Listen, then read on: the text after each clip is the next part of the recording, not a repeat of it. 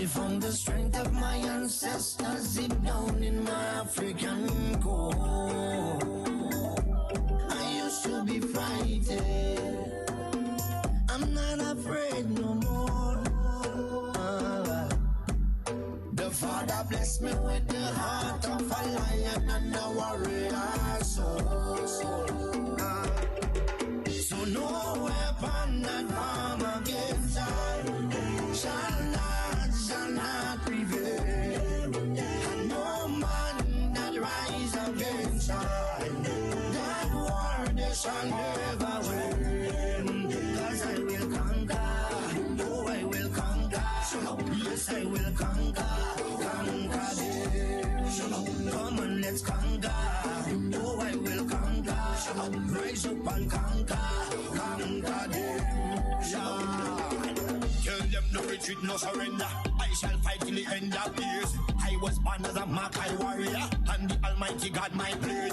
Fire burn all Satan carrier. Father loose all shackles and chain. This morning first thing as I wake up, King David turned Sam to the brain. Don't let your courage go down, keep it up. And if your heart rip up and stitch it up, don't let your faith them fall, pick it up. When my cup was empty, God fill it up. Don't take the devil contract, rip it up. And if your bad mind people to go meet it up, pass me the Congo drum and let me beat it up. God on my side, me no give it up. No weapon that form against I shall not prevail. No man that rise against I, that war they shall never win. 'Cause I will conquer, oh I will conquer, yes I will conquer, conquer them. Come on, let's conquer, oh I will conquer, rise up and conquer, conquer them. Thank you, Father. I want to say thank you, Lord. You're everything, Father. Thank you.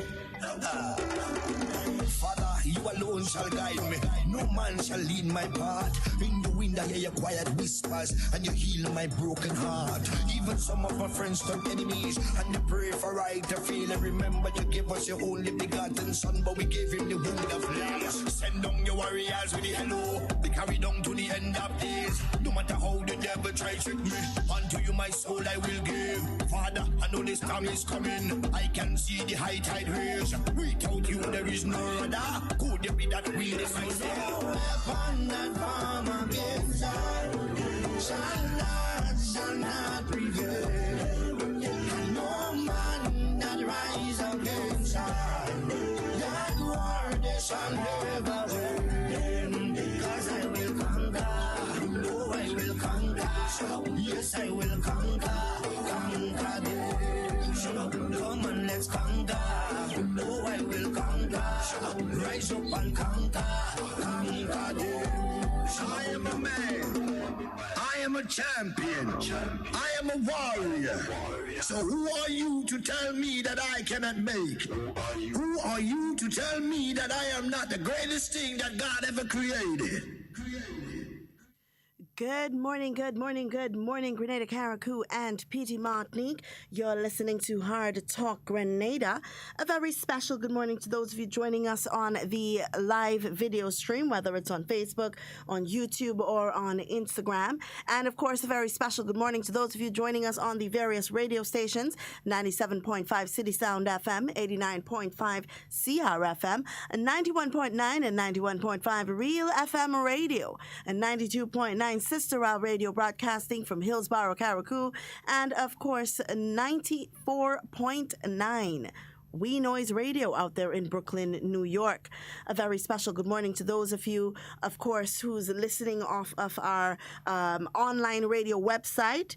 It's a rainy morning in here in Grenada, but nonetheless, it is a beautiful morning. We are grateful, or at least we should be grateful, that we were able to wake up this morning, that we are alive and well. All right. For those of you who are tuning in on the live video, I know you're seeing the guest in studio this morning, and I'll give her an opportunity to introduce herself shortly. But for those of you who've been following with us here at Hard Talk, usually every other Wednesday, we would facilitate or accommodate the women's arm of the new National Party. They would send a representative or someone to speak on a topic that they think is absolutely necessary to be spoken about, something that is, that we're lacking a little bit in society or that we need to buck up on a little bit, right? And next to me in studio, I have Mrs. Gloria Payne Barnfield with me here this morning. Good morning. Good morning to you. Good morning. How are you? Good morning to listeners and good morning to viewers. All right. And how are you this morning? I can't say I'm on top of the world, but because the rain has dampened my spirits a little bit. Oh, wow. But I will not be thwarted. All right. All right. But it's still a beautiful morning. I like it when it rains, but I like it when it rains when I'm in my bed. I was just about to say that when I'm at home and I'm under my covers and I can enjoy the weather. I prefer it. Now, Ms. Barnfield, you're here this morning so we can speak a little bit about etiquette, a little bit about protocol, a little bit about good manners. And I think it's timely because I think we have come down with an affliction. I'd like to call it an affliction. Here in Grenada recently, where we have lost sight of whom we should be respectful to, when we should be respectful, when we should exhibit good manners, and good manners that we know everyone has been taught. And of course, how we should address people, when and where, and these things. I think those are things that are important to speak about because we have, as I said, an affliction where these days people saying anything to anybody in any way and they don't seem bothered by it. Well, they're not bothered because they don't know, perhaps. But good manners starts very early. Saying please and thank you. And the other day my grandniece said to me, excuse me, and she's only 1 year and 10 months. So I could not believe it. Her babysitter must have taught her that. Yeah, I mean, it starts at a very early age, and I think we were all taught good manners. I don't want to believe that there are children out there who have, because it's embedded in our school system. Well, it should be. Okay, I say it should be because I remember in 1999 when Mrs. Clarice Charles was the Minister of Education. She called me one day and she said to me, I think I want something taught in schools about good manners. And I said, sure, no problem. And so she organized it in a very interesting way. She had all the teachers from each parish meet at a certain venue. Right. For example, St. George's, we met at the Trade Center because that was a big group. Right. And then we went to St. Mark's. I think we had St. Mark's and St. John's together. We had St. Andrew's, and we had St. Patrick's, we had St. David's. And out of that, a little booklet was produced. Right. About what I said and what I talked about and so on. And the Ministry of Education reproduced it and gave it to all the schools. Okay. Can we find one now? Well, I was just going to ask what the name of the book was, because I don't think I've ever seen a book like that. Well, it was each school got one. It was called Etiquette and Protocol. And it was really designed for schools. Right. Simply because there's a whole chapter on the graduation ceremony, how it should be arranged and all of that. So it was designed for schools, but nevertheless, it could have been designed for anybody because there were chapters on salutations and greetings and protocol and all of that. Well, now this word protocol has become quite commonplace. Right. And basically, protocol is a list of procedures that should be taken whenever. Right. In the case of health, the health people always talk about the protocol to doing this, that, and the other, and they have step 1, step 2, step 3. Well, now we are aware of the protocol relating to COVID. Yeah. A protocol generally is a list of procedures that you should follow. And especially in the Foreign Service, when you're greeting ambassadors and ambassadors are presenting their credentials, there is a protocol. And you're supposed to give the person doing it what it is. Right. And each country could decide what their protocol is. Right. But there are certain international rules and regulations that we follow. First of all, last time I came here, I was talking about salutations. Right. And I want to continue that because I wasn't finished. Okay. So we'll start there. No, I was saying that when you have a function, there's a certain procedure that you follow in terms of your greeting. Right. And if the Governor General is present, she is greeted first. Right. And her salutation is Your Excellency. If you're referring to her, you refer to her as Her Excellency. If she's sitting there, you say Your Excellency. And her name will follow. Right. And she is, in this case, Dame Cecile La Grenade. Okay. You can shorten it by saying Dame Cecile. But you cannot say Dame La Grenade. Okay. Or should not say Dame La Grenade. I know that some people who have been knighted, for instance, I understand that one said somebody wanted to address Sir Daniel Williams and they said Sir Williams. Never. Right. Always you say Sir Daniel. Okay. And people say Sir Danny, but that is not correct. It always is his whole name. His whole name. All right. And the government of Grenada has a list of what they call a precedent list. Right. The list of precedents is renewed every year and cabinet approves of it.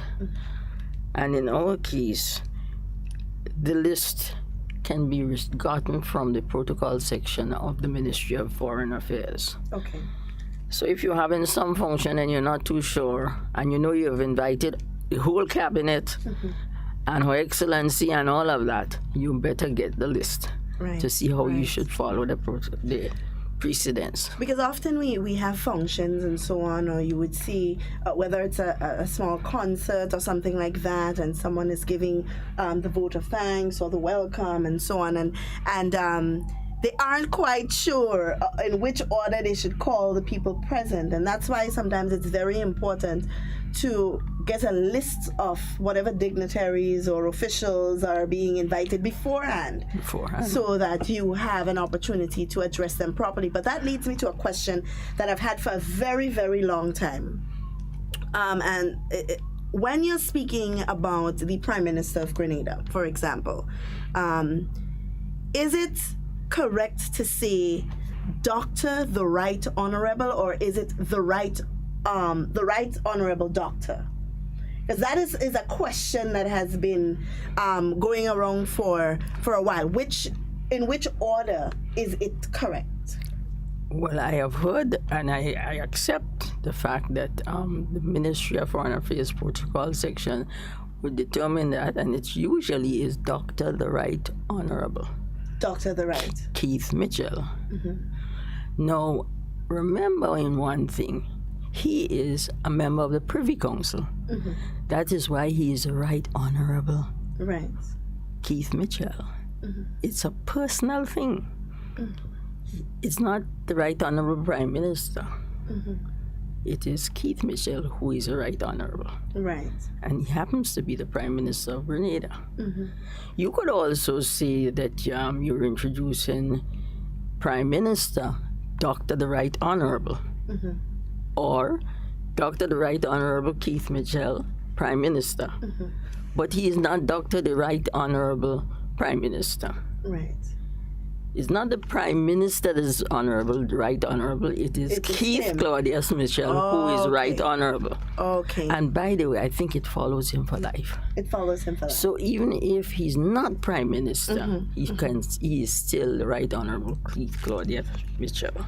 Okay, that's good to know because it's something that I think people are confused about. In which order is it correct? You know, Well, it's a personal.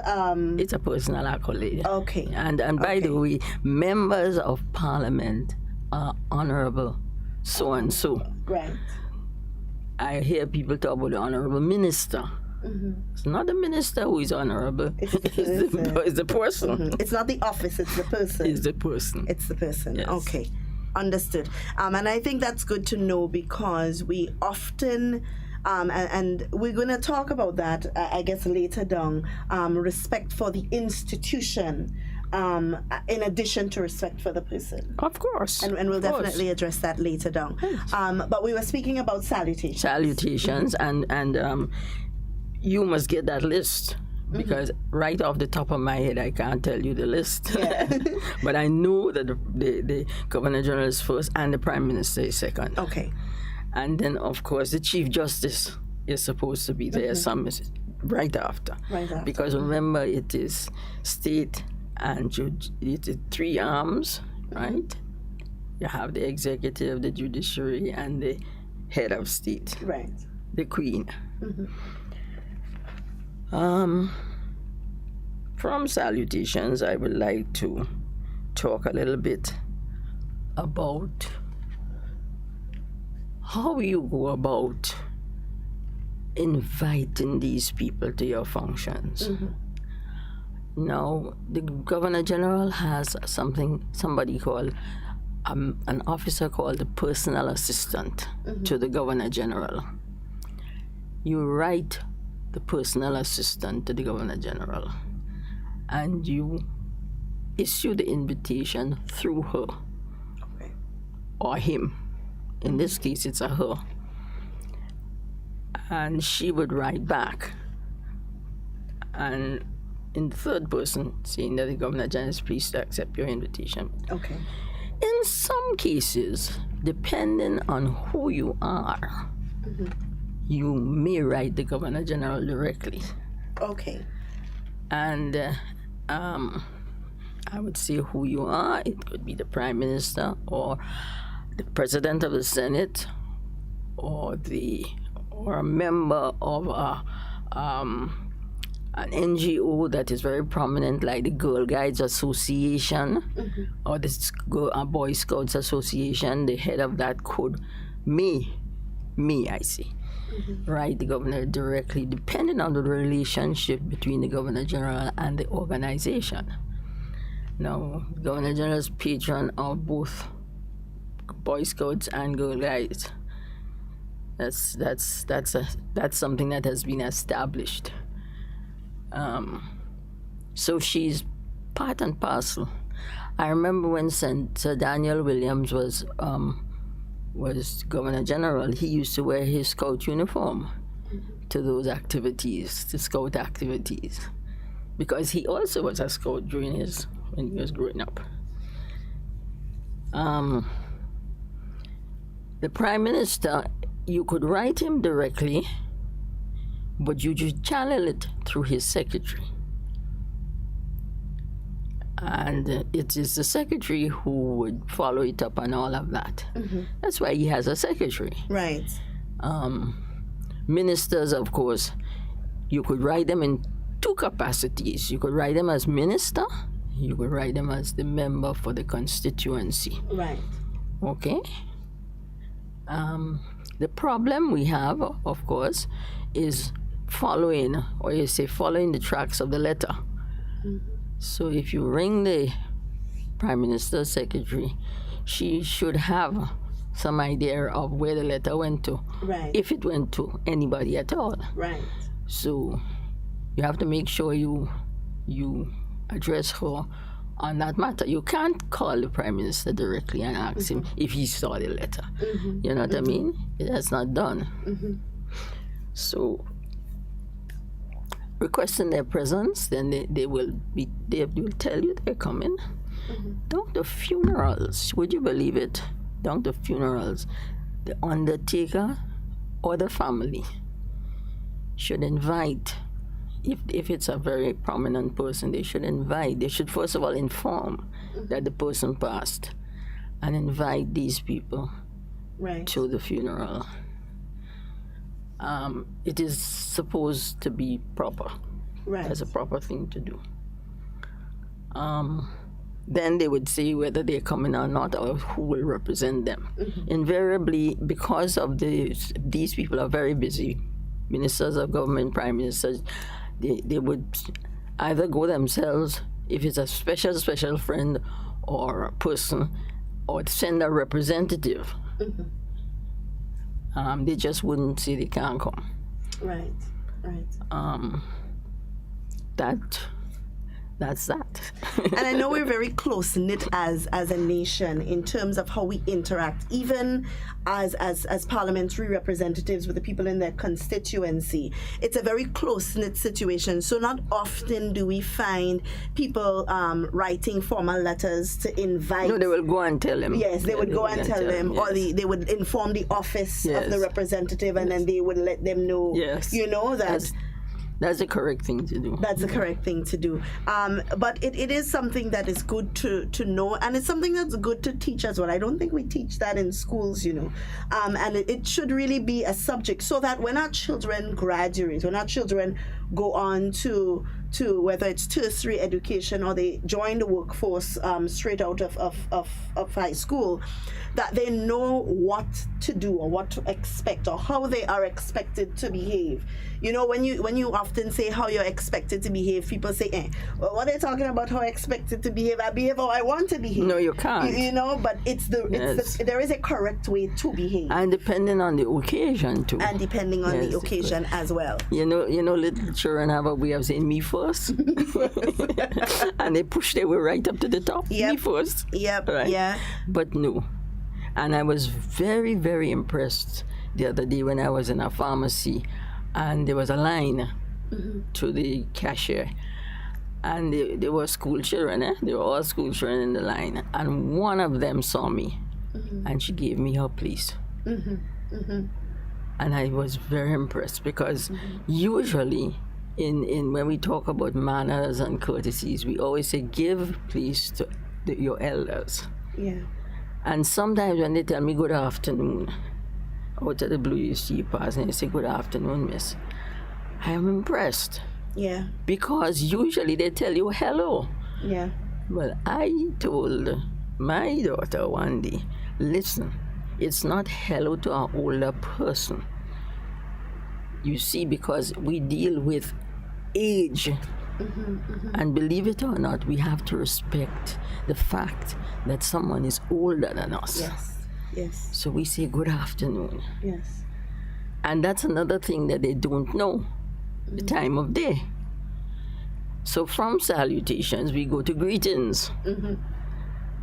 Now, we have a very vibrant set of people who call into radio stations. And I am always amused, I have to say amused, by the fact that the host in this radio station would say good evening and the person will say good night. Because good night means you're going. Yeah. Not that you just come. Yeah. Good evening is a form of greeting, welcoming. When you say good night means that you're gone or you're on your way out. Right. It has to do a lot with people thinking the time of day. And in some cases, they tell you good afternoon. And it's well after 6. So we've got to watch this. Yes. Morning, good morning. Morning starts at 1 a.m. Usually nobody's around at 1 a.m. Yeah. But at 6 a.m., 7 a.m., right up to 12 noon, you could say good morning. Yes. But after it gets on, like say 11 o'clock, you say good day. But after 12, it's good afternoon. Right. And afternoon goes up to 6. After 6, we say good evening. And evening goes on to 9 o'clock. Right. Or any time during the early hours of the evening. You greet people. But it's not good afternoon. It's not good night. So these things are cultural, you know. It's cultural. And so we have to try and sort of put some perspective on it. If the man says good evening, say good evening too. Yeah. You know what I mean? It's good night is when you go in. So remember that. Yeah. Globalization has a lot to do with how we behave as a people. We've lost a lot of our culture, what makes us Different. Grenadian, what sets us apart from every other Caribbean country in the region or any other country in the world. You know, a lot of that has been lost because a lot of our culture is not being taught. A lot of it is not being passed on from generation to generation. So we keep losing a little piece of it every now and again. And with every piece that you lose, at the end of the day, you've lost all of it. No, you don't, you know. Because every generation brings with it its culture. It's culture. Not that it's you can't be judgmental on whether it's good culture or bad culture, but it's culture. It's culture. For culture. example, I look at my daughter coming to go down to town on a Saturday, perhaps with her friends, and she's wearing something that ties under her thing, and I say, what happened? You ran out of cloth. you have to tie it there, and that's a fashion. No, she has to change it. Not in my house. Right. But when you know she's big, she could do what she wants. But I mean, no, and a lot of people don't realize that their children sometimes they leave home fully clothed, and when you see them in town, they have a little belly high thing and a hipster thing, and you know, because that's a fashion. Right. Now one has to be careful about fashion. Fashion don't suit everybody. I see people go to town in something I consider for the beach. Right. You understand? But it's fashionable.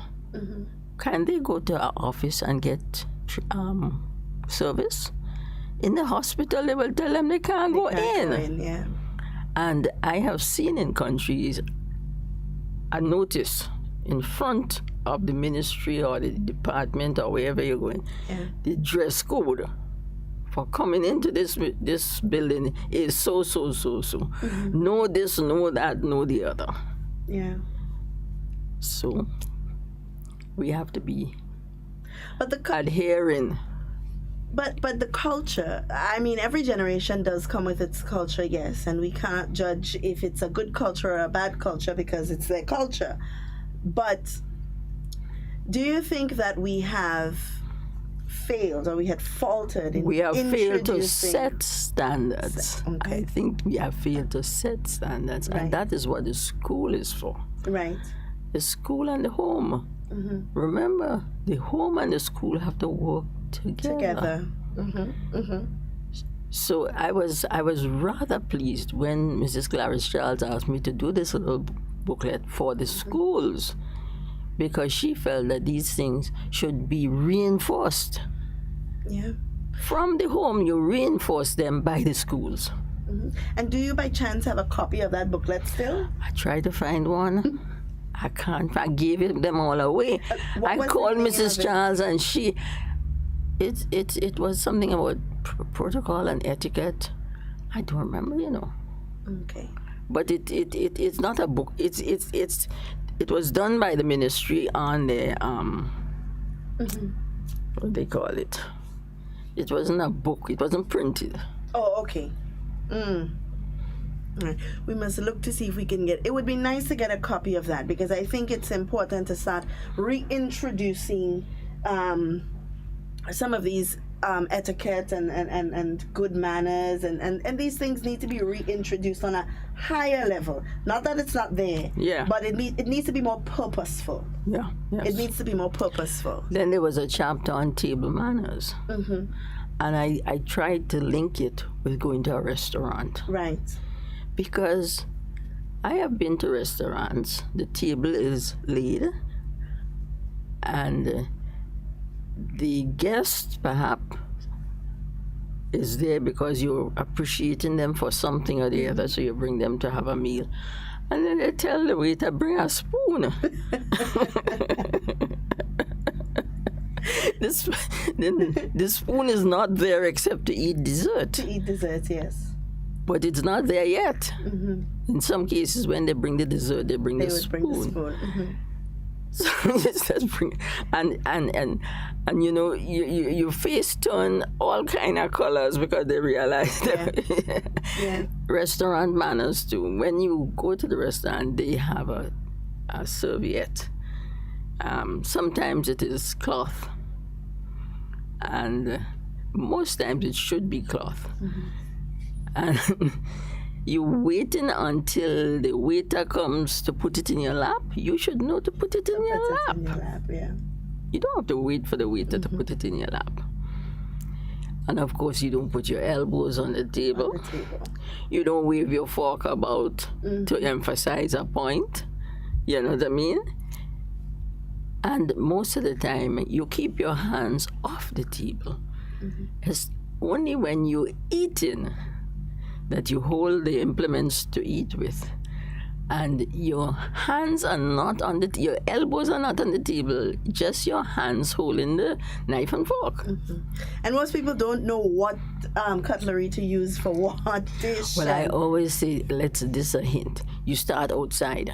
You start outside. And you come in. And you come, yes. And a good way of teaching that kind of etiquette is for in the homes, you tell the children to lay the table. Yeah.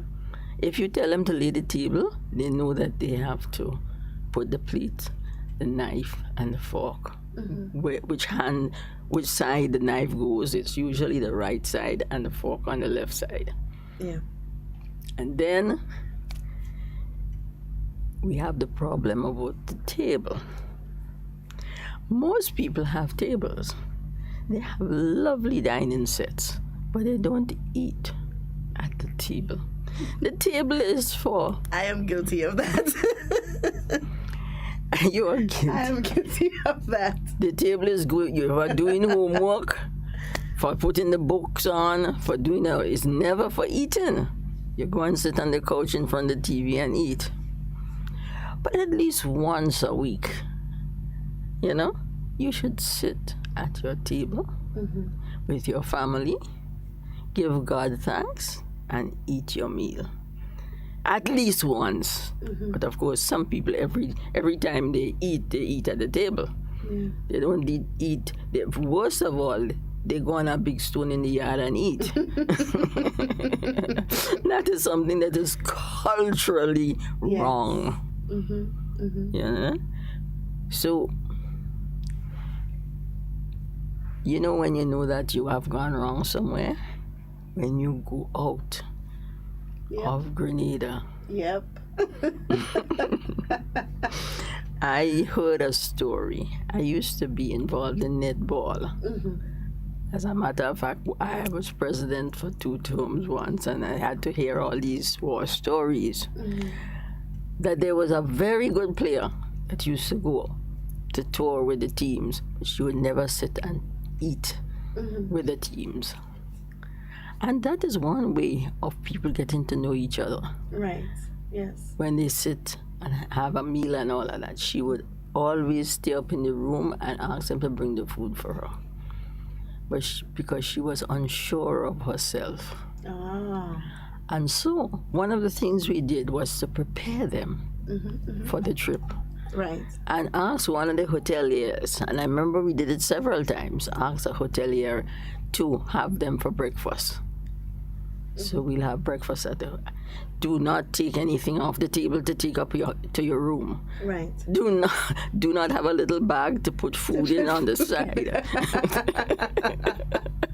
You know, that's something we do often. We go to a nice little dinner and so on, and we asking if there's a to-go bowl.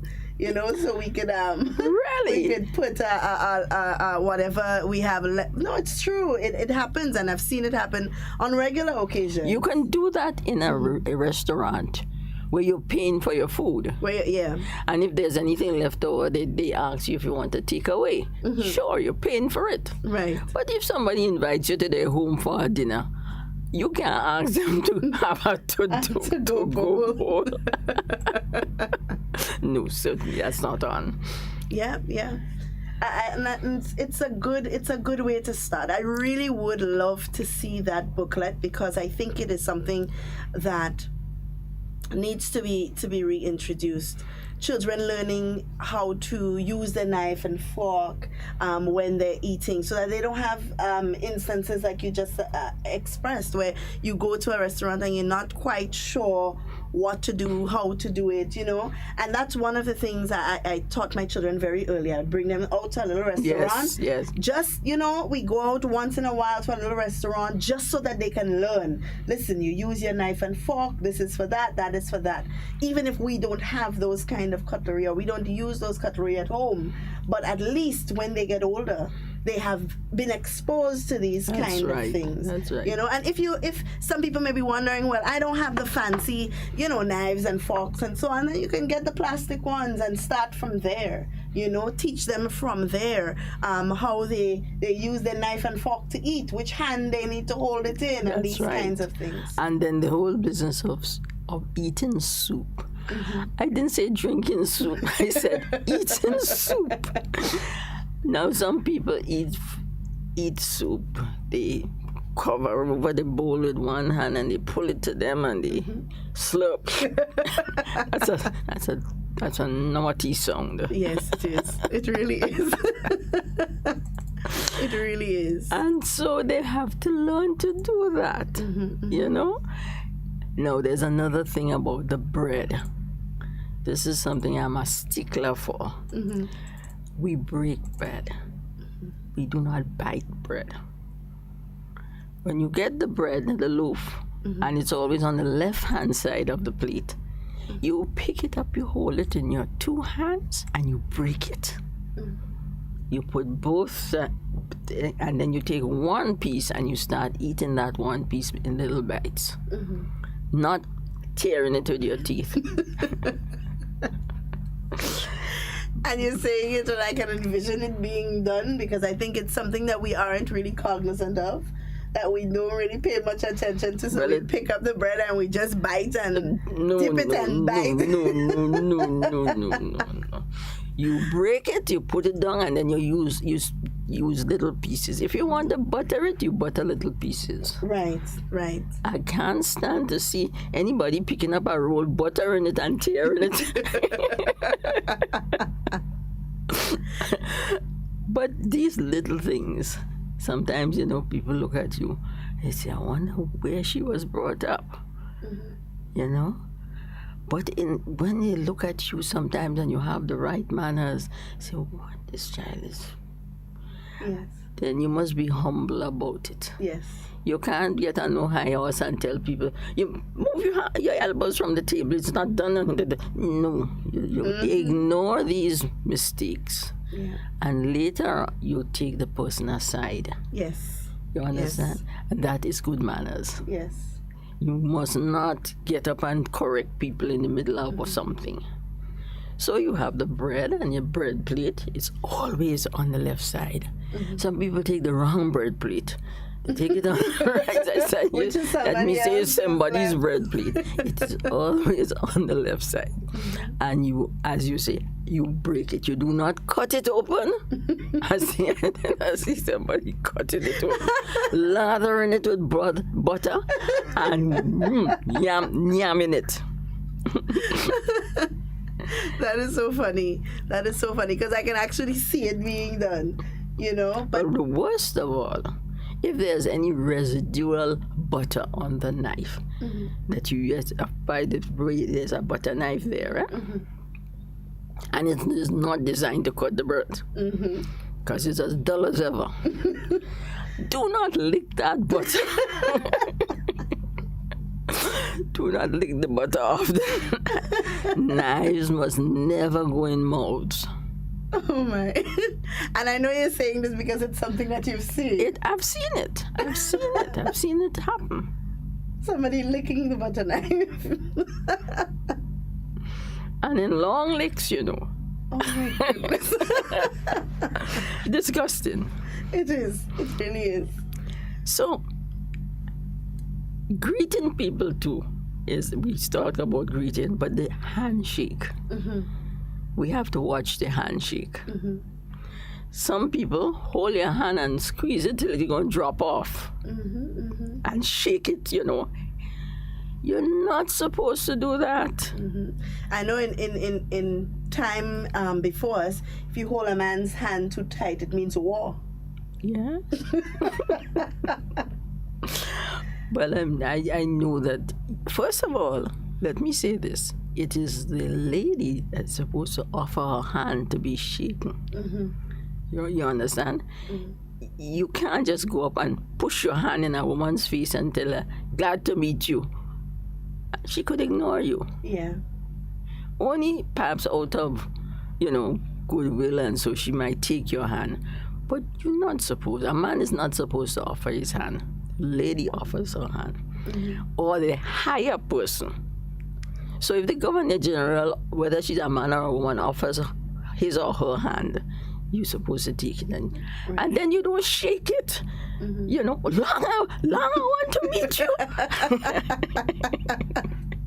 And you're shaking it vociferously till you want to shake off the poor lady hand or the poor man's hand. You understand? Yeah. Sometimes you just wait. You know what I mean by waiting it? You wait. But it must be in a business meetings and business greetings. You have to clasp and firm, a firm shape. I do not like to see these handshakes. There's an advertisement on TV where this man is getting a loan and he's shaking the hand of the loans officer. Right. And it's a weak little thing, It's kind of, you can't see. Don't do it. Yeah. It's like those people who passing the sign of peace in church. Well, know that we're not passing sign of peace because we have COVID. But when normal times, we pass the sign of peace. People just hand you a limp hand, which doesn't mean anything. You should at least, just hold it and wait.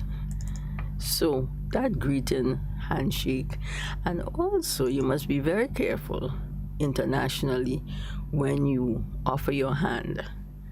I remember suffering from that. Going to the United Nations, they sent me to meet a man from some Muslim country. I didn't know that the women weren't supposed to offer their hand. Yeah. I didn't realize that because they don't touch women. Yeah. So you bow. I learned the hard way because I met this one and he ignored my hand. And I said, wait, now let me go and read up on this thing. Nobody told me I'm not supposed to touch the man. Yeah. And that is how sometimes you could save yourself from an embarrassing situation. Thank God it was me and he alone in the room. Yep. But they don't touch women. Yeah. And we may ask ourselves sometimes, why is it important for us to learn these things? Sometimes we think, oh, well, people don't do that here in Grenada. That's not important. We don't have to learn these things. But, of course, we are teaching our children not just to exist in Grenada, but to exist in the wider world. And as you say, the global village. Yes, the global village. Everybody now is everywhere. Yes.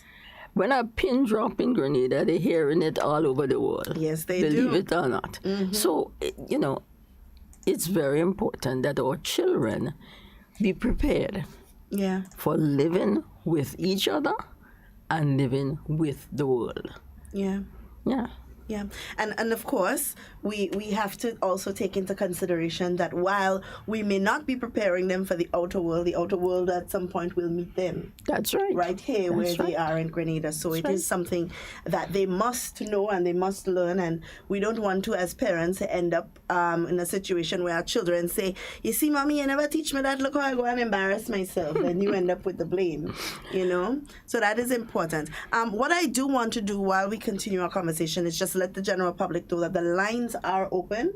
If they want to call and ask a question, make a comment, add to the conversation, they can do so. The number to call is 440-7377 if you're calling locally. If you are in the diaspora and you want to give us a call, the number to call is 347-329-3101. So you can call and contribute to the conversation. We also accept WhatsApp calls and messages as well. And you can send your message or give us a call to contribute to the conversation. And time seems to always run out quickly. So before it does on us, I want us to talk about a very important topic. And as I said, it's something that is afflicting us here in Grenada, where I don't want to say people don't know their place, but we do not respect persons in authority or persons who have authority over us. We do not see the value in doing that.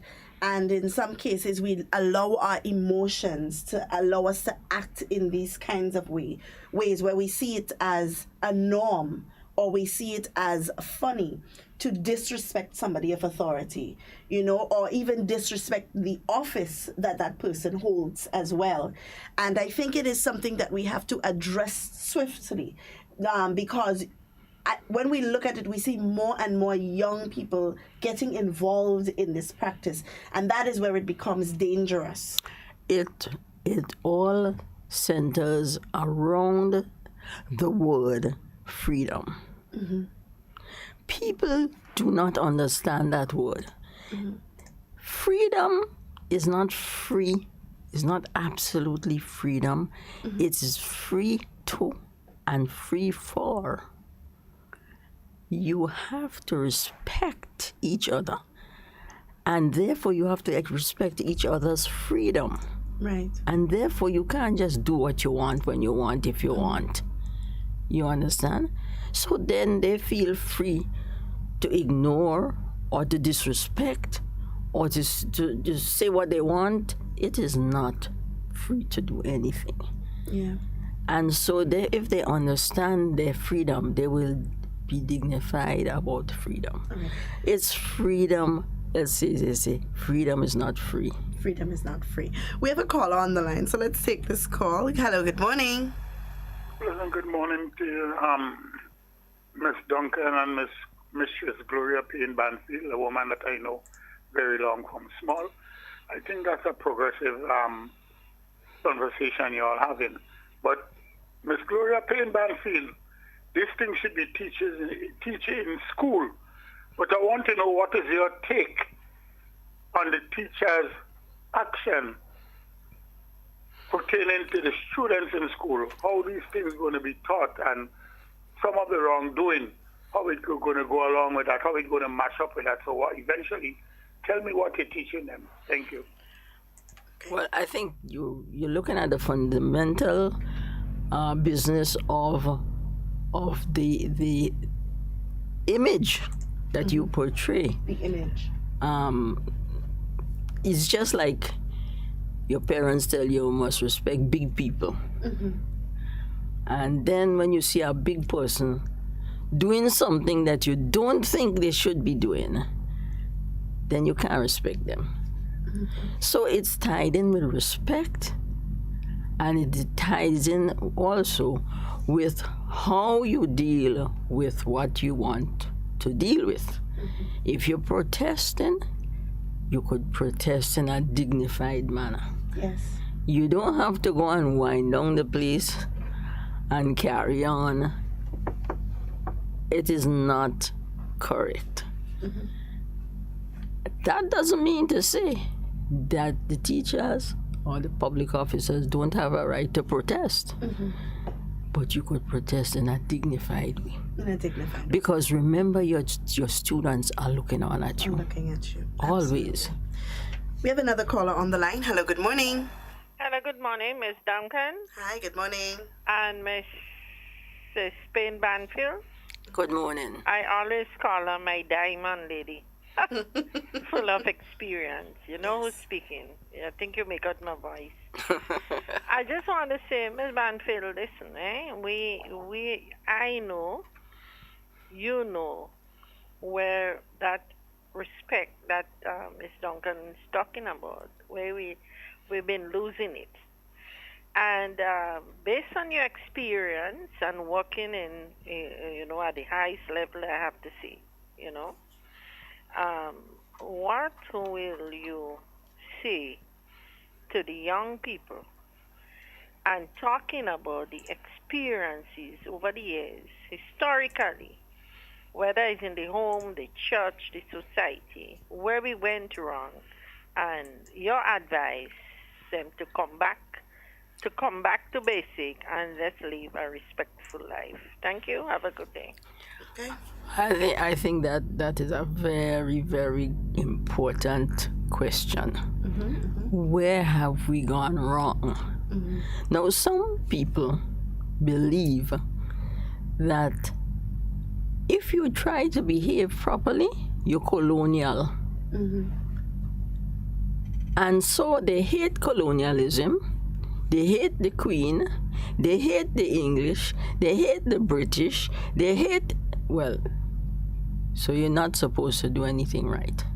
But believe it or not, we should be glad that we have English traditions in Grenada.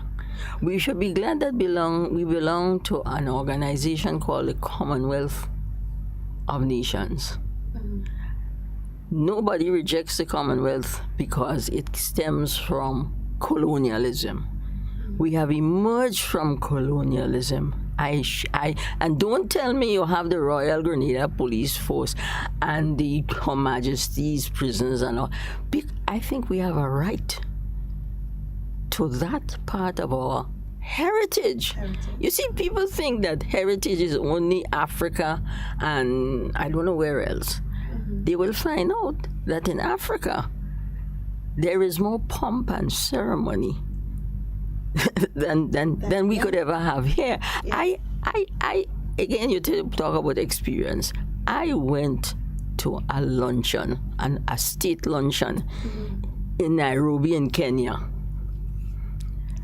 and every dish that came on the table was announced by a fanfare of drums and cymbals, and waiters in uniform, better than any British army.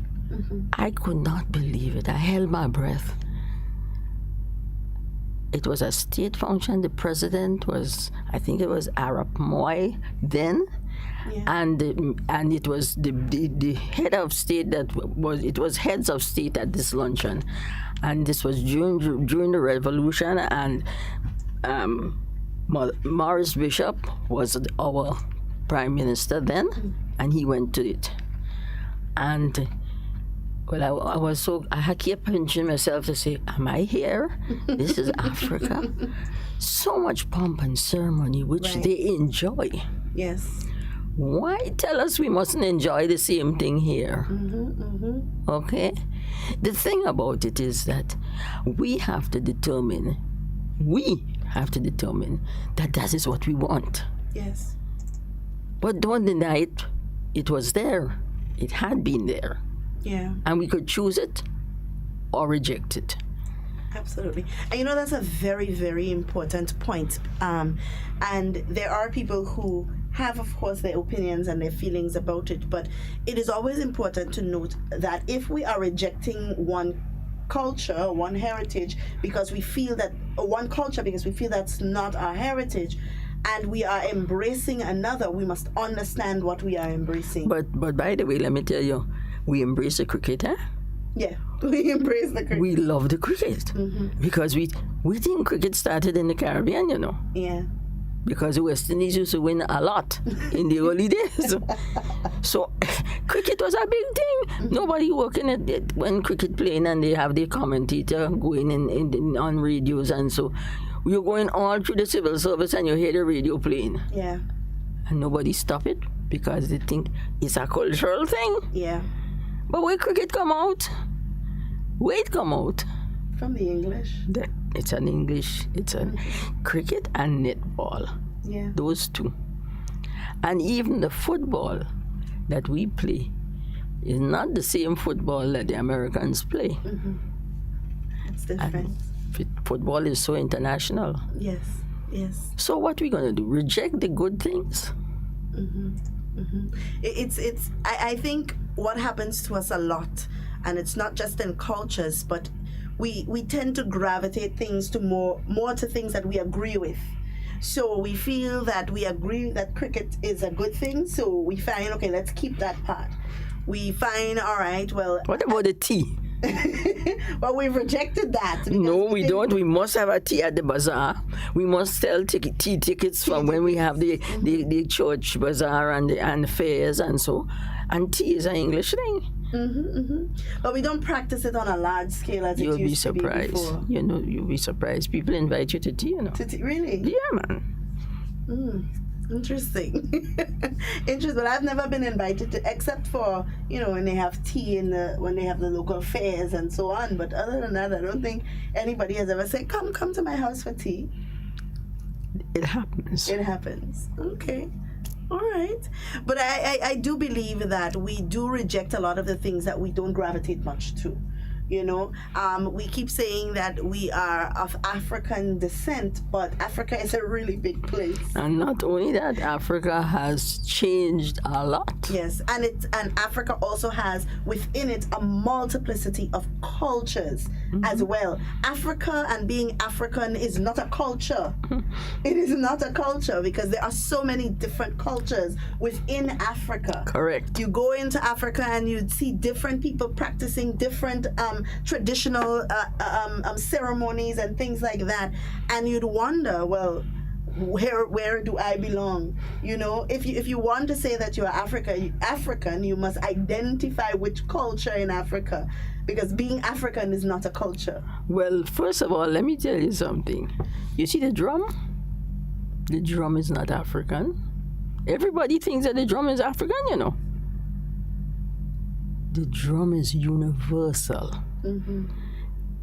Look, show me the culture that don't have drum. Right. Even the Europeans, they drum into war and they drum out of war, and the drums are silent sometimes, and they have special things to put on the drum.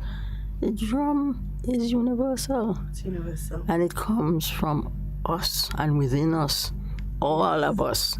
All human beings have a heart, and that heart beats. Yes. And that rhythm of the heartbeat, out of that comes the rhythm of the drums.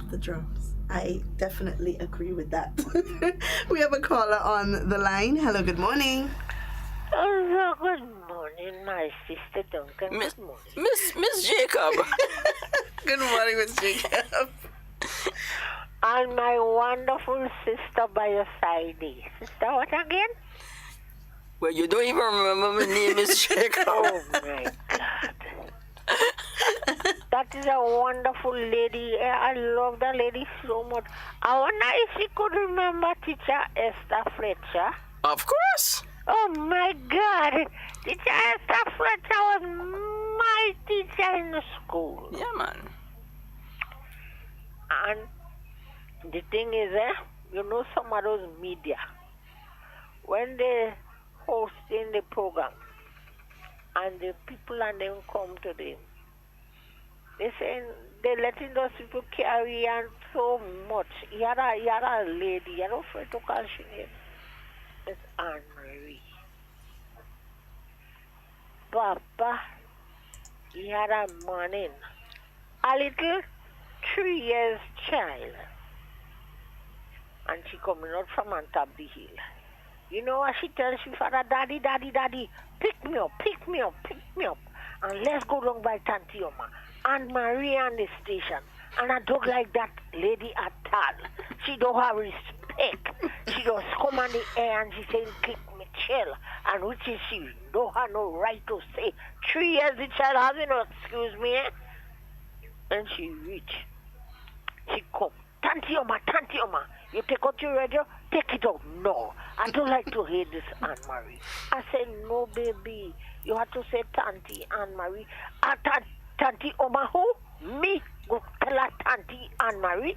I calling her Anne Marie because look, the whole world hearing she saying Kate Mitchell, and when I reach on the road, I can call her Anne Marie. Why? 3 years we? Oh my. My God. And on next man again, they call Rulo. Rulo go saying about him the so-called prime minister, the so-called kid. That I had to talk to some of those media people who say them is media people. I don't like to hear how they don't entertain. You see that wonderful little lady you have by yourself, by your side there? Miss, I forget her name, man. Miss Sister Gloria. Yes. You got it. You got it. You see that nice little girl, the girl they call Miss Duncan? She could be a hostess, a media person. And you see our next media man again, the one that they on WeiVybz. Well, he did right now on a morning time now, that is I just can't remember his name. I love to hear you speak. I love it. And the thing is for teacher children before. You have to, especially on a Friday, they put us out in the yard all together on a table, the table in the center. And they bring a knife, a fork, and a spoon. And they're telling you how to use it. In school, you know. So why, and then praise. Sister Banfield, I find you must bring back the praise in school. In my days, when I was teaching high school with Mr. Benjamin, when you hear Mr. Benjamin reach, and you see it, you have to reach for it. If you reach it, the door have to, and the door close. All those children come up upstairs. We say we praise. When you hear he close that door, praise going on. When you hear he open it, hold it, they had to write 500 words why they reached late. And they exercise. That's what I know in school. Sister, I'm forgetting the name again. Banfield, Sister Banfield. Sister Banfield, what you do, darling? Thank you very much. I feel better now that you have spoken. With God blessing for 2021 with health and strength. Thank you very much. Sister Banfield, you're doing a wonderful job. Keep it up. Thank you very much. Remind me about my teacher, Esther Fletcher. Yes.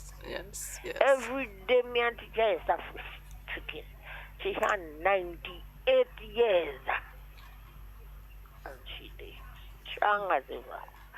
So, Sister Banfield, you have a wonderful day. And you too, Miss Jacob. And take good care of my little hostess you have by your side. Okay, then. All right, Miss Jacob, you have a lovely day. God bless you all, and I love you all. Thank you very much. Okay, bye-bye. Bye-bye.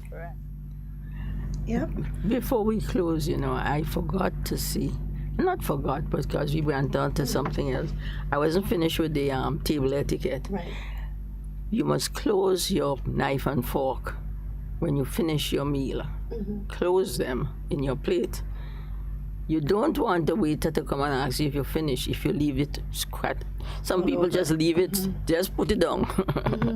And the waiter say, "Are you finished?" Yeah. Meaning that say, if he saw it close, he would just pick it up and go. Yeah. I want us to go back, to circle back around to freedom, and what freedom really means. I think we use the word loosely and at our convenience, Often when people say something that they know really in their heart of hearts is not probably the proper thing to say or the correct thing to say, they say, well, it's freedom of speech. I have the freedom to say what I want to say. No, you don't. You don't. You don't. Everything has a limit. And you cannot infringe on somebody else's freedom. Right. You're not free to do Exercising that. yours. No, Yes. no. Yes, and I think that's something we have to accept, understand, and appreciate. Yeah. That everyone has rights and freedoms. And your freedom cannot be exercised by infringing on someone else's freedom. Right. Perfect. You know, and I think that's something we need to take cognizance of. It's not freedom across the board. Freedom, but yes, with limitations. You know, or freedom, yes, with guidelines. I once heard a saying, freedom is not free. You have to pay a price. You have to pay a price. sacrifice for your liberty. Yes, yes. And sometimes that sacrifice is the freedom of another person, the liberty of another person. That's right. You know, the feelings of another person. You know, and that's something that we also don't take into consideration, how we make others feel. That's right. You know, sometimes we're all hopped up on me, I don't care. It's what I want. It's how I want it. And we don't take into consideration the trickle-down effect, how this is going to affect the people closest to us. Correct. Or the people in close proximity to us. We don't affect. And it brings us back to what the caller said before concerning the teachers and the students. While they have a right and freedom to exercise their industrial action, whatever it may be, at the end of the day, the rights and freedoms of the children must not be forfeited. That's right. To achieve their common goal as well. So I think all of these things need to be taken into consideration. Rights and freedoms of other people as well, not just your own. And of course, a society or a country, a nation is judged by the way it behaves. Of course, because if somebody go out there and do something, some bad thing, they ain't saying, oh, well, this person did something bad. They're saying them Grenadians and them. Yes. You know, them Grenadians and them. That is how they does behave. You know, so yes, you are correct. A person is not judged by just how they behave, but the society in which they were brought up as well. Right. That is absolutely correct. So these are a lot of things that we need to process, and as I said, need to be brought back into the school system and be taught. Not just, and when we say the school system, I keep saying to people that education is not just what we learn in school, but it's every teachable moment that you are exposed to. So everything that you can learn a lesson from is part of your education system. Oh, yes, of course. You know, so when you go out there in the street, what you learn on the street, what you learn at home, what you learn in school itself, all of that makes up your education system. It molds you into the person that you are going to become. So we have to be careful as a society that when we are teaching our children, we don't just think, oh, well, it is the job of the teacher to teach my child this. No. You know, and that is a common perception that we have. The school reinforces what is taught at home. The home reinforces what is taught at school. At school. There is what they call a symbiosis between the two. Absolutely, that is absolutely correct. Guys, remember the number to call is 440-7377 if you're calling locally. If you are in the diaspora and you want to give us a call, it's 347-329-3101. We have a comment here on the WhatsApp, and it reads, freedom of speech is not freedom of expression. And to Mrs. Barnfield, I learned all the table etiquette, whilst growing up with my grandma, who had a restaurant on the Lagoon Road. So it's instilled in me, but I don't really practice it as much. A pity. A pity, yes. It's good to practice it. Like I said, we are not a society that just goes out and eats often in restaurants and so on. But as you said, once a week we could set the table, you know, and give God thanks for a sumptuous meal. And you know what that does? It improves the communication between the parents and the children. Yes. Because that way, while you're eating and so on, you could discuss what happened in school, what happened in the road the other day, and it improves the communication. So children get to talk to their parents easier. Absolutely. We have another comment on the live saying, "Morning, Miss Banfield. So much and they said the Wharf boys had to learn when we shuffled on the steps where etiquette was expected. Where slopping, I believe, had to be replaced with sipping, and for everything, spoon had to be replaced with gadgets specified for specific dishes." Nice listening to you this morning. I know who that is. That sounds almost like a poem. It does. It really does. A comment on the live video says, "Motivating and educating this morning, but caller charity begins at home." That's a comment we often hear, and I agree to some extent and I disagree to some extent, because the charity can begin at home only if there is charity at home.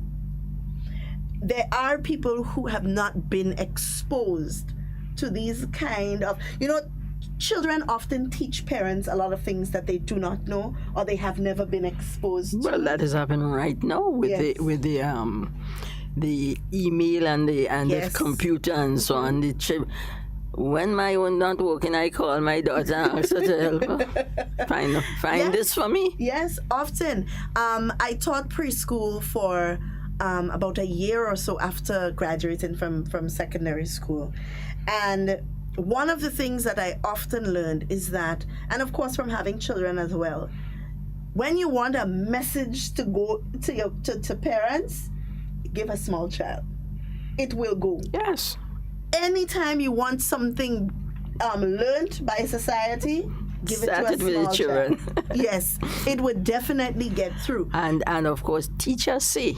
Teachers say. It's the gospel, Of course, whatever teachers say supersedes anything that you have ever learned from your parents. Do a teacher say so and so? Yes, you cannot argue with what teachers say. So any message you want to get home, you give it to a small child. If you want the parents to start wearing their masks, tell the small child, listen, everywhere you go, teachers say, wear your mask. And they're telling you to do it too. So it's important. Our children are very impressionable. So we have to be very careful as a society what we expose them to. Whether it's from good manners to etiquette, down to how you address somebody, how you behave in public. All of these things are not just taught by the school. And as you said, it's taught by the school, reinforced at the home. Taught at the home, reinforced at the school. And if we pick up that cycle, if we use that, then a lot of the things that are happening in society, we'd see it slowly disappearing. We'd see it slowly disappearing, and of course, our children would be better for it. Oh yes, they'll have more assurance. They will have more confidence. But where do you think, because we are at a point where we can no longer say it should have been done, we must now move to what do we do now? Where do you think we should start? And how do you think, what recommendations do you have for beginning this process? There's a word, called institutionalization. Meaning that it becomes an institution. You live it, you breathe it, you eat it, you drink it. It becomes part and parcel of you and the society. Right.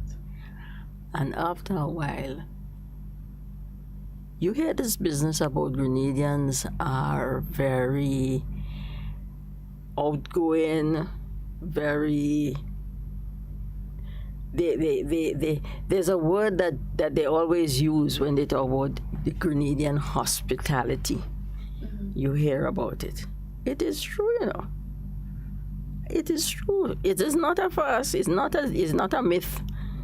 When you experience it, when you go out into the parishes, and you go and you buy fish, or you go and you buy something. And the way in which they serve you, they could have never learned that at any finishing school. Right. First of all, they know your name. Yes. And then they're so polite. They don't realize that you're looking at them and you're judging them, but they're so polite. And they're so forthcoming. If you don't have a bag, they find a bag for you to put something in, and it's a joy to do it. Yeah. And I guess it's because it's been embedded in them. It's something that I think so. You can't even say practice. It's something they've lived. They live it. It's part and parcel of the psyche of this country. And believe it or not, Grenadians are very hospitable. Yes, I agree with that. The first time I was called a foreigner in a Caribbean country, I was in St. Lucia. And she wasn't being insultive, She just said, when foreigners come like you. I say, I'm not a foreigner. I'm in a Caribbean country. I never should feel like a foreigner in the Caribbean. Yeah. But we know in Grenada, we don't talk about foreigners, so Yeah. It's true. We are welcoming. We are welcoming. The people on the street, they are very welcoming. The vendors, the people who sell, what they call the salt of the earth people. Yes. They are welcoming. So we have that going for us. Yes, absolutely. Well, guys, the time is winding down. For those of you who want to give your final comments and so on, you can give us a call.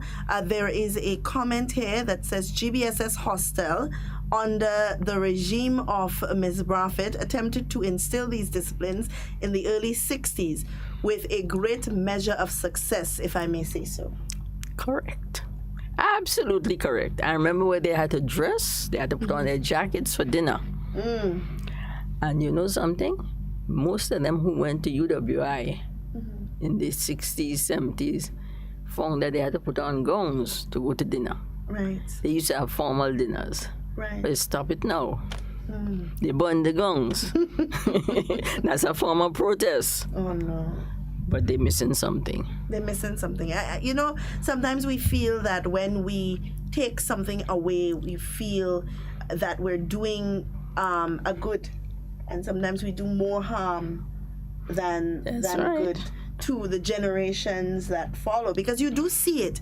You do see the difference in how generations of now carry themselves to generations before. And you also can tell when somebody grew up with a granny.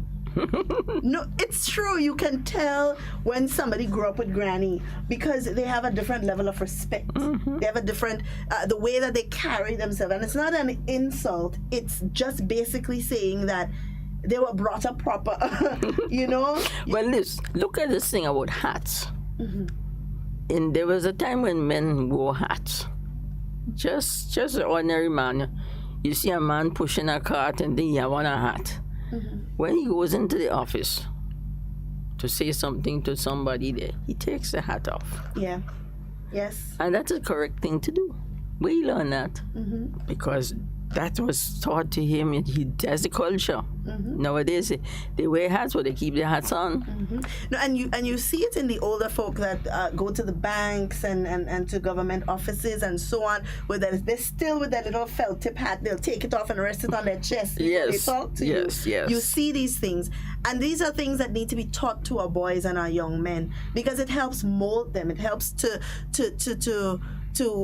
instill in them these characters that they should have. That's right. On how they should treat people, and it doesn't trickle down and stay just with people, but how they treat women as well in their lives, the females in their lives, how they behave. All of these things trickle down. A woman, how she must carry herself, how she must allow herself to be addressed. That's right. And to be dressed as well.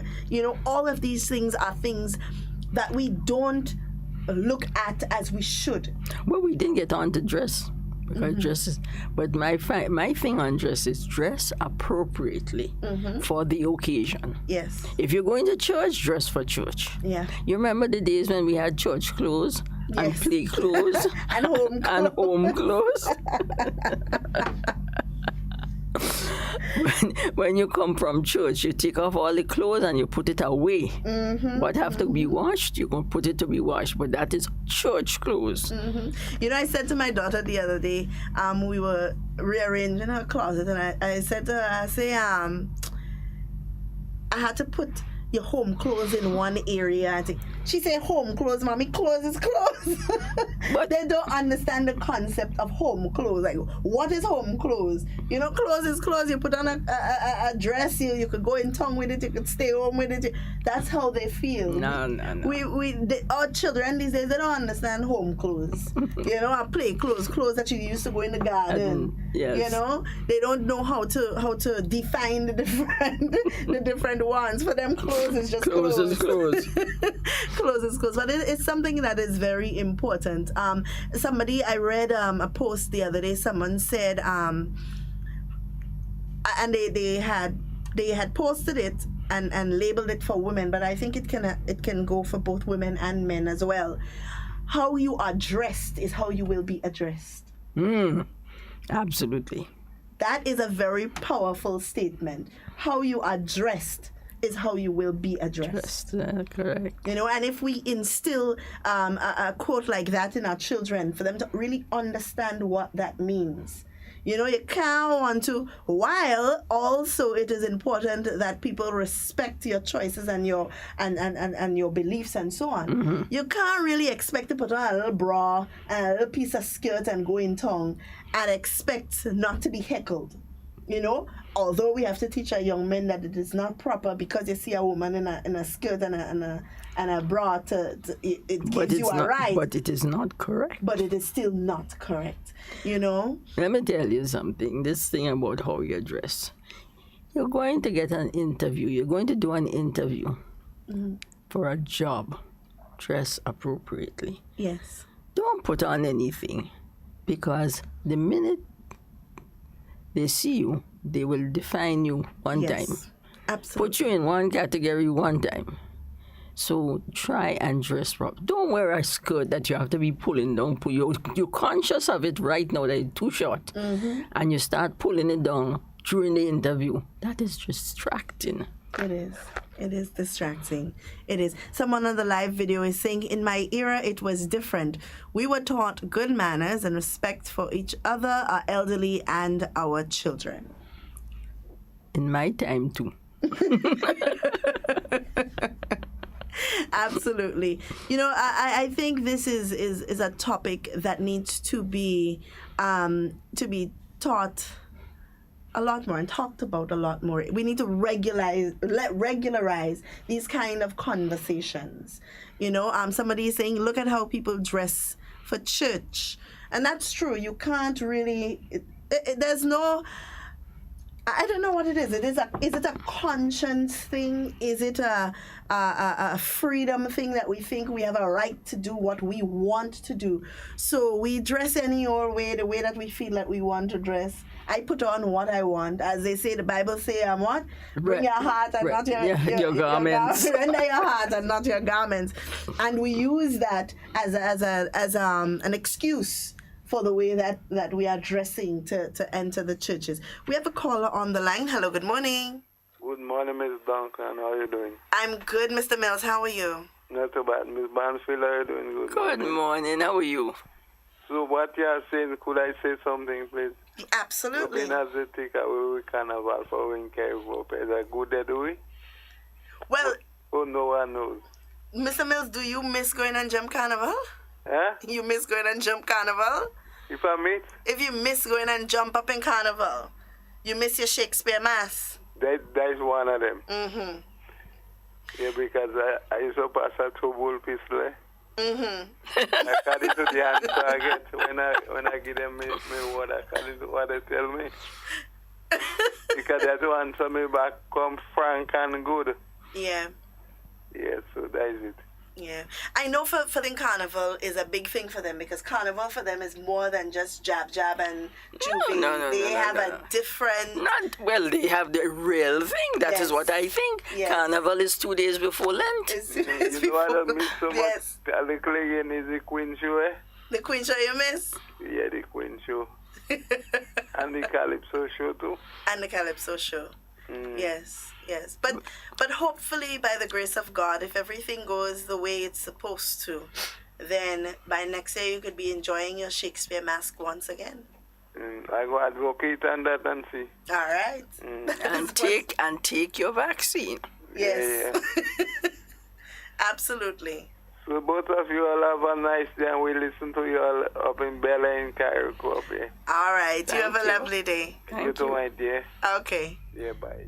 There's a comment on the live video. It said Boy Scouts and Girl Guides attire uniform brought out the best in us. Boy Scouts sold magazines during Carnival Frolics, Queen Show, and so on, when that extravaganza was under the government of the JCs. I was one until the Black Power movement came in and Angel Harps transcended into an advocacy group. That is some history there. That is some history there. But and he did bring up a good point about the Girl Scouts and the Boy Scouts and the Girl Guides as well, because that is a foundational group as well that teaches these kinds of and it's colonial. And it is colonial. Yes. I don't know. I don't think that it's colonial in that sense. The fact remains that it started in England. Yes. But the values that were taught through the Boy Scouts and the Girl Guides, you know?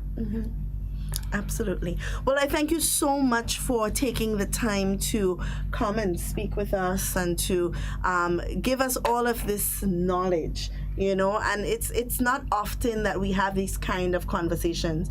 But as I said, it needs to be regularized. It needs to become more of a conversation that we have, and we need to turn that conversation now into action and find ways in which we can start reintroducing, as you said, institutionalizing these things, so that our children and our children's children don't lose their way, basically.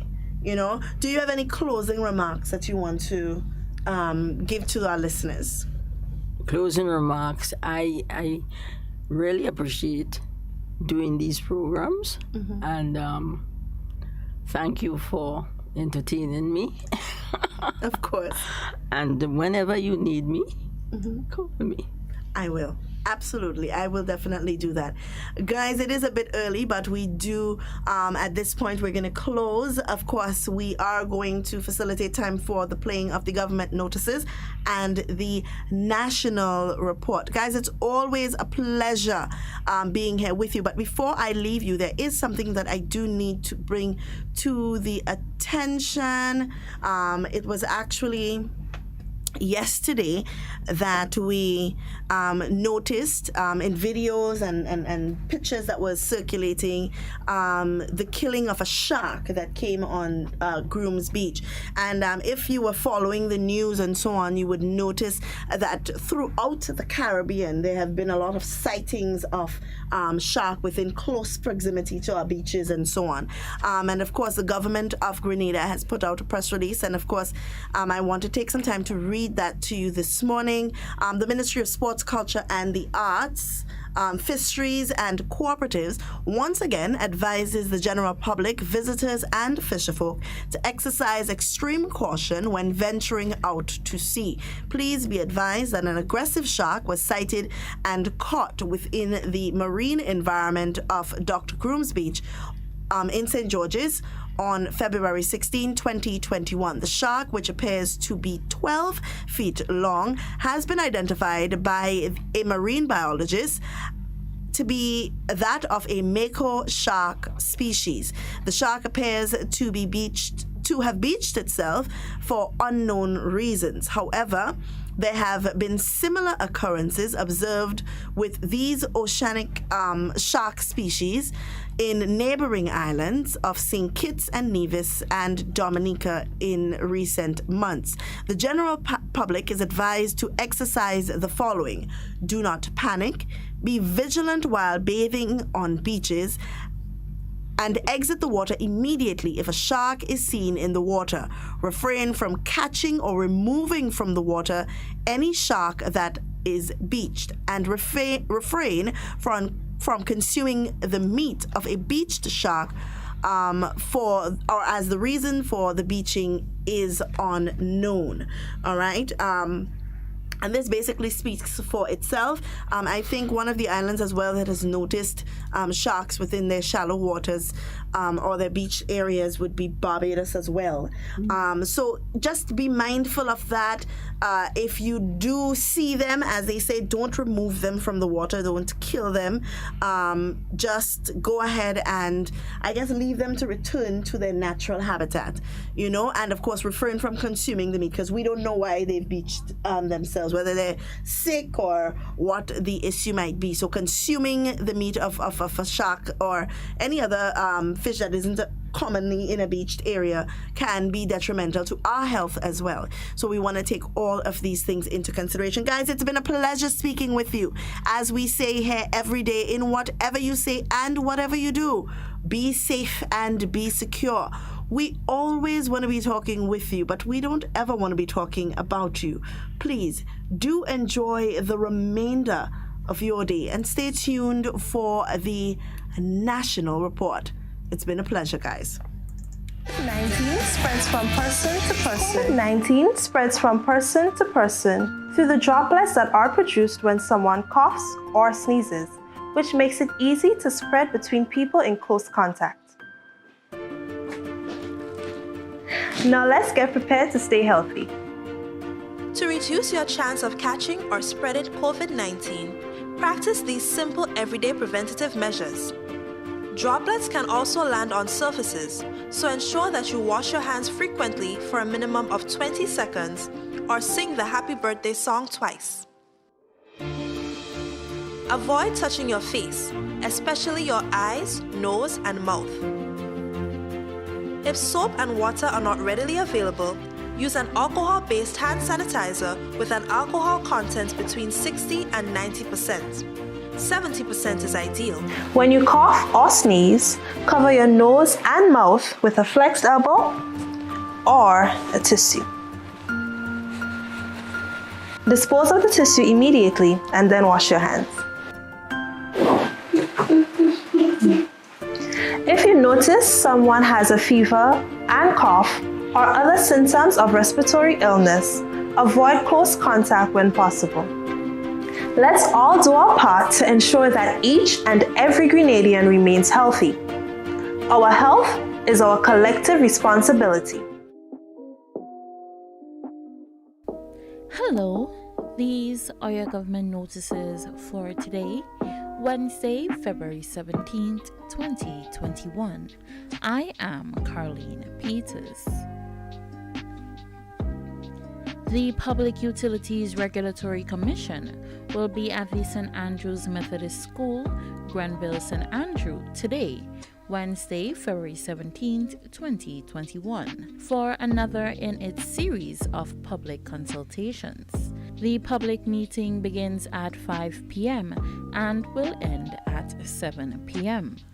Discussions surround the introduction and generation aspects of the electricity sector grid code, which will include an overview of the grid code, technical standards, and provisions to facilitate a transition to achieve compliance with the code. Consultations to be held with fisherfolk on Thursday, February 18th, 2021, from 9 a.m. to 1:30 p.m. at the Grenada Trade Center, St. George. This is a collaboration between the Ministry of Sports, Culture and the Arts, Fisheries and Cooperatives, and Senator Roderick Sinclair. The main purpose of this consultation is to gather information that can be used to advise the government on programming strategies to better support fisherfolk and the local fisheries sector.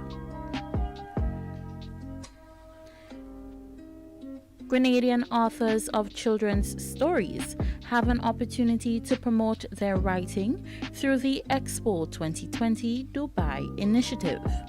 An avenue will be provided for them to share their stories with a global audience in an international edition of children's tales from around the world that will be published digitally and in hard copy. Authors will tell the stories of Grenadian culture, traditional folk tales, and in general stories that have been passed down through generations. Local authors are urged to take advantage of this opportunity as Grenada endeavors to bring its storytelling culture to the minds and hearts of the world's younger generations. For further information, please email internationalbusinessgda@gmail.com or call the Ministry of Foreign Affairs, International Business and CARICOM Affairs on 440-2640 or 536-9818. The closing date for submission of entries is February 22nd, 2021. The Grenada Cooperative Nutmeg Association released its nutmeg and mace buying schedule for February 2021, which goes as follows. Hermitage, Mali, and Union buying days are February 23rd, 8 a.m. to 3 p.m. Grenville, February 17th and 24th, 8 a.m. to 3 p.m. GCNA Complex, Kirani James Boulevard, Victoria and Guave, February 17th and 24th, 8 a.m. to 3 p.m. for all stations except GCNA Complex, which is 8 a.m. to 2 p.m. Tebaye, February 25th, 8 a.m. to 3 p.m. And now for your government reminder. The Grenada Airport Authority wishes to advise the general public that flying of kites within the vicinity of the airport is prohibited. Prohibited areas include but are not limited to Calais, Frequenté, Fort Judy, St. Paul's, Mount Parnassus, and Mount Morris, and the vicinity of Lawrencetown Airport in Carriacou. The Grenada Airport Authority therefore urges the general public to cooperate towards ensuring the safety of aircraft operations in and out of the Morris Bishop International Airport. These have been your government notices for today, Wednesday, February 17th, 2021. I am Caroline Peters. Until next time.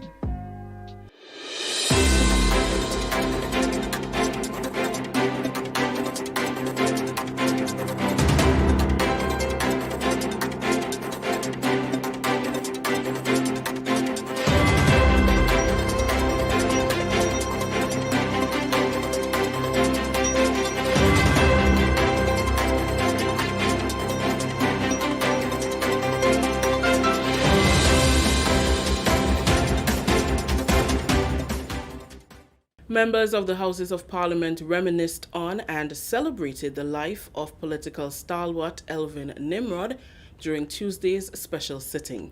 We'll have details to this story and more in the National Report.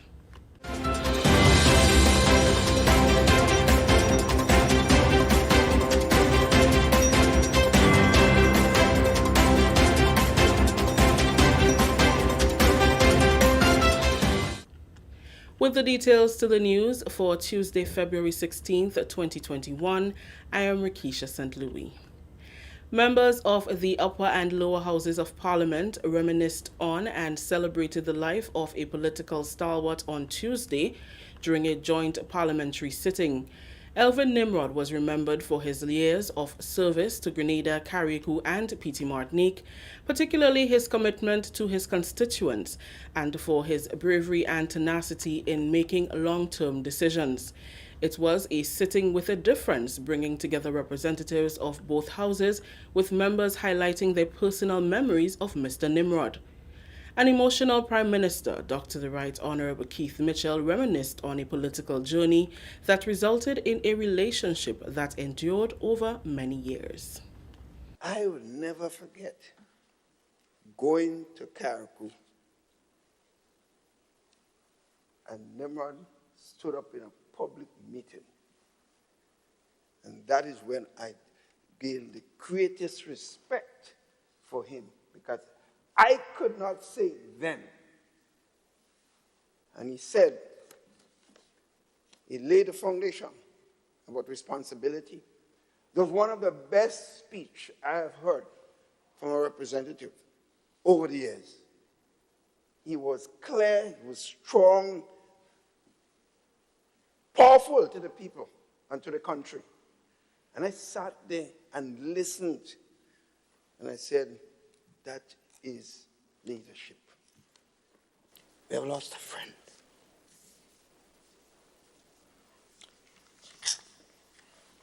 May his soul rest in peace. Goodbye, my brother. Honourable Kindra Maturin Stewart, who is the current representative for Carriacou and Petite Martinique, remembers Mr. Nimrod's coaching and mentoring, his love for the residents of Carriacou and Petite Martinique, and his enthusiasm to propel development on the sister islands. He was truly an objective person, truthful, sincere, committed, and charismatic. The women of Carriacou and Petite Martinique fell in love instantly with our dear brother. Our country has indeed lost a rare gem. I'm sure you now understand why we, the people of Carriacou and Petite Martinique, say that Minister Nimrod was a true champion. He was a warrior. He was a fighter. The many engineers, the many architects, the many teachers, principals, public servants who went abroad and studied, and they are now contributing immensely to our development in various leadership and other capacities. He was undoubtedly, Mr. President, Mr. Speaker, a man of great vision. Other members of the upper and lower houses shared similar sentiments. I am a better MP and minister because of that. Mr. President, Mr. Speaker, I am honored to stand here today to be able to call this giant of a man a friend and a colleague. He left no stone unturned. If you didn't get an answer this Monday, the next Monday you'd be back again with the same thing. Mr. Speaker, I served with my friend. I personally liked him. And colleague, as a member of the New National Party and a minister of government. He cannot understand why Carriacou is not getting its fair share. And that was his mantra, the fair share for Carriacou and Petite Martinique. And not only fair share, he developed also the mantra for local government. And that was Elvin G. Nimrod, in getting more for the people of Carriacou and Petite Martinique. And within the government, you could always hear that he wanted more for Carriacou and Petite Martinique. He was always proud that he was able to negotiate shelter for the people of Grenada, Carriacou, and Petite Martinique. So while some people who came on subsequently was saying, we have to give up the 2,000 houses to get something else, Elvin Nimrod, when we came back in office, went back again and ensured that we got the 2,000 houses, and we also got stadium and other things for Grenada, Carriacou, and Petite Martinique. That is the nature of the man that we know as our friend. What I learned here today, it's even for my own self and for others within this country, that we need to live a good life. We need to lead a life where, as we sit here today and reminisce, it creates a further example for others. I listen the children, I would say, of Mr. Nimrod, of Senator Cox and Sister Maturin and the others. And it tells us we need to live a good life. And I feel very humbled to be part of this experience. 8 Grenadians were awarded on Tuesday by Governor General Her Excellency Dame Cecile Lagrenade at the 2021 National Honors and Awards Ceremony, which culminates the 2021 Independence celebrations. The Spice Isle Award was presented to Mr. Charles Otter George for his contribution to sports and community service, and Mr. Winston Fleury received a posthumous Spice Isle Award for his contribution to culture in Carriacou and Petit Martinique. The Camahorn Award was presented to Mr. Eugene Gittens for his contribution to culture and the arts, and Miss Eva Andrew for her strength, humanity, and selfless community spirit. Miss Bertha Agatha Patris received a posthumous award, the Medal of Honor for her contribution to community service, Raymond Lewis for contribution to the Rural Electrification Program of Grenada. Dr. Winston Thomas also received the award posthumously for compassionate service in health and community service. The Order of Grenada Gold for Excellence was presented to Samuel Sandy for service to Grenada. The award was received by British High Commissioner to London, Keisha Alexander Grant. Chairman of the National Celebrations Committee, John Williams, congratulated the awardees and encouraged them to continue their selfless service to country through whatever means. It was the great British statesman and former Prime Minister, Sir Winston Churchill, who once said, and I quote, "We make a living by what we get, but we make a life by what we give. In giving, we receive, and it's quite evident today that you, the awardees, will have given to society and by extension to your country consistently in one way or another, hence today's ceremony. Having thus said, I wish to congratulate you all, be proud of your contribution and for this noble achievement and recognition. This is the National Report. The news will continue after the break. Protect yourself and our community from COVID-19. Wash your hands frequently with soap and water for at least 20 seconds. If soap and water are not available, use an alcohol-based hand sanitizer with at least 70% alcohol. Use a tissue when blowing your nose, sneezing, or coughing. Immediately discard the tissue properly and wash or sanitize your hands. Avoid close contact with people who are sick. Let's do our part to ensure that each and every Grenadian remains healthy.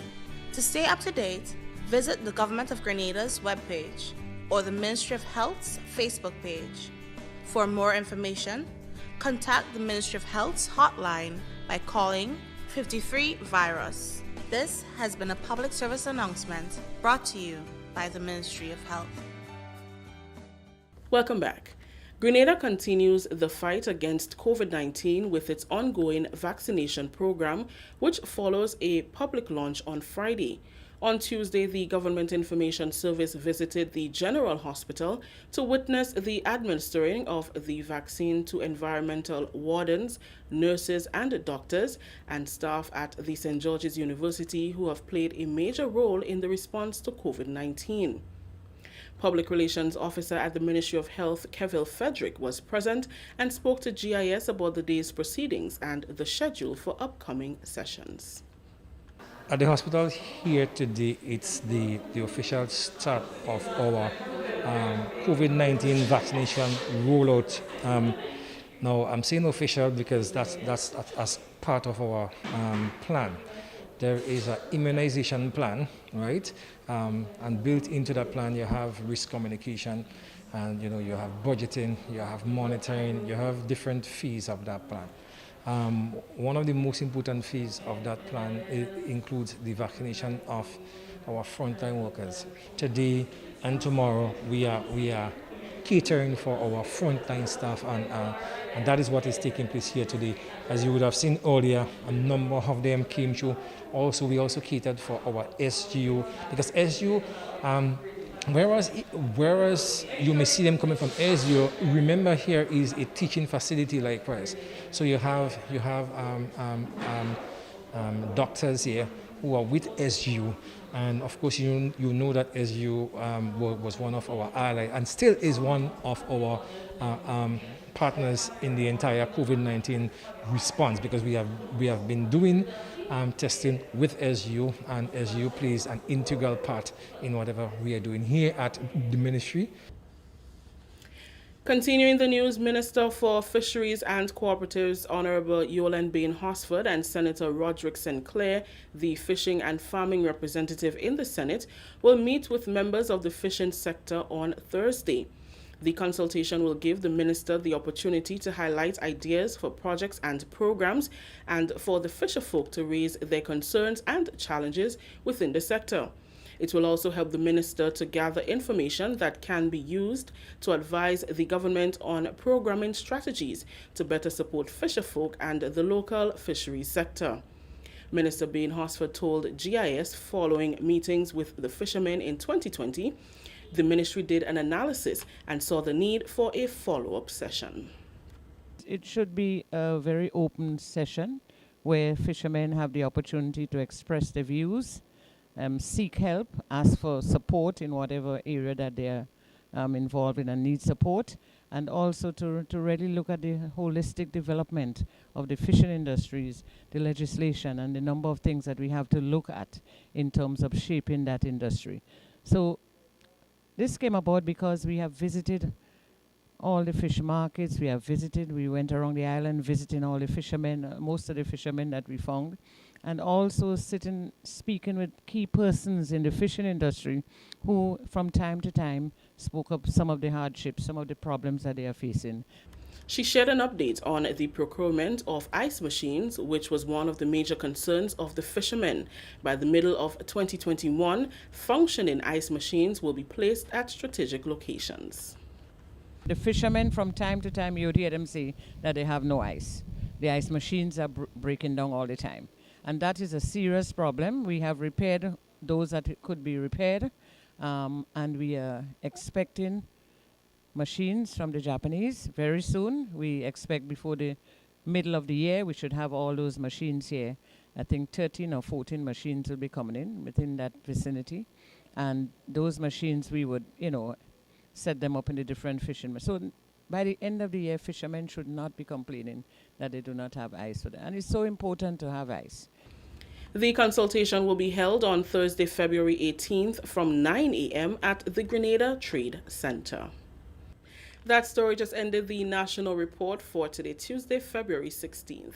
Let's recap the top story.